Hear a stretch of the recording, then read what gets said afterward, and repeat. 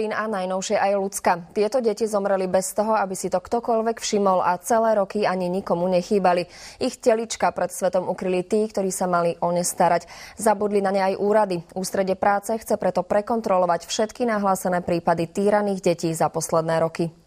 Za posledných 6 rokov je Ľudská z Ružinova už minimálne tretím dieťaťom, ktoré rodičia po smrti ukrývali v dome či byte. Rodinné prídavky na mŕtvú dcéru Dominiku dostávali aj manželia zo Šurian. Postihnuté dievčatko ubil k smrti otec, potom ju pochovali pod posteľ. Hlinená podlaha bola a linoleum na tom. Policajtom o tom povedal po rokoch, keď ho pristihli pri krádeži železa. Susedia verili, že dieťa je v ústave. Muž si teraz odpikáva 15-ročný trest.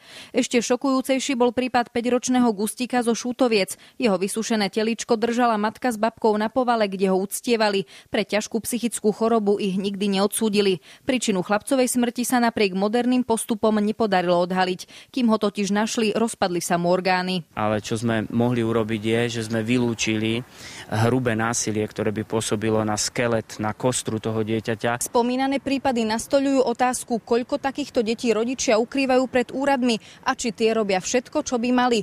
Ústredie práce preto plánuje prevetrať všetky podnety o týranie od roku 2009. Ide sa preverovať, či tieto podnety boli spracovávané v súlade s internými normami, či konkrétny pracovník postupoval v súlade s nimi a či toto konanie nejakým spôsobom nezanedbal. Napríklad aj to, či volali policajtov, keď mali. Podľa súdneho lekára Norberta Moravanského sa prípady týraných detí delia na 3 skupiny. Extrémne, ktoré počase niekto odhalí, ďalej tie, na ktoré nikto nikdy nepríde, lebo týrani majú premyslený postup. A potom je jedna veľká skupina prípadov, ktoré sa dajú odhaliť na základe správneho vyšetrovania. Povinnosť nahlásiť týranie majú aj lekári. Nie vždy si však všimnú nepatrné príznaky. Rodič s dieťaťom prichádza s určitým časovým odstupom od momentu, kedy sa ten úraz stal. To je veľmi typické v týchto prípadoch.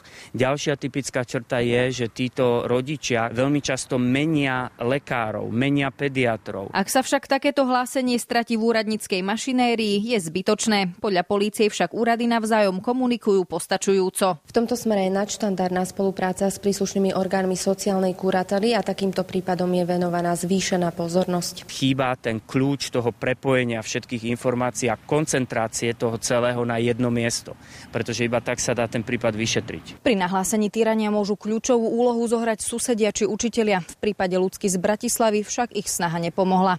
Julia Zelenková, televízia JOJ. Ďalší pokus